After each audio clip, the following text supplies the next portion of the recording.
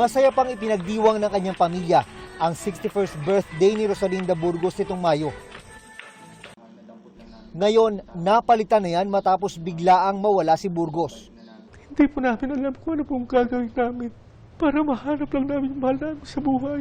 Pasakit ng pasakit, pabigat ng pabigat pag nararamdaman namin. Nito October 30, nakunan pa ng CCTV si Rosalinda sa palengke ng Florida Blanca, Pampanga. Lending o pagpapautang ang negosyo ni Rosalinda at ng kanyang pamilya.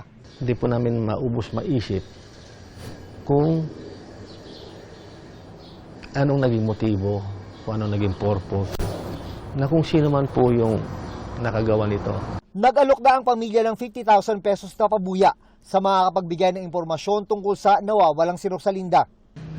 Kaya pong puso ko akong humingi ng tulong sa lahat ng mga nakakapanood, nakakapakinig.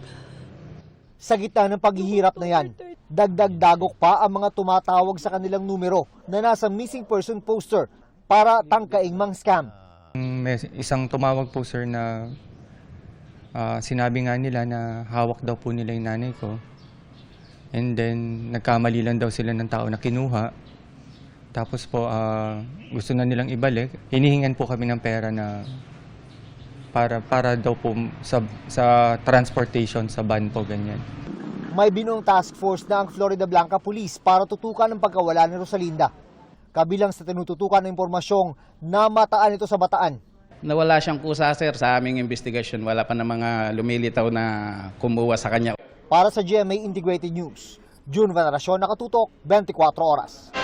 Mga kapuso, samahan nyo kaming tumutok 24 oras. Bisitahin at mag-subscribe sa GMA Integrated News sa YouTube. Sa mga kapuso abroad, bisitahin ang GMA Pinoy TV at www.gmanews.tv.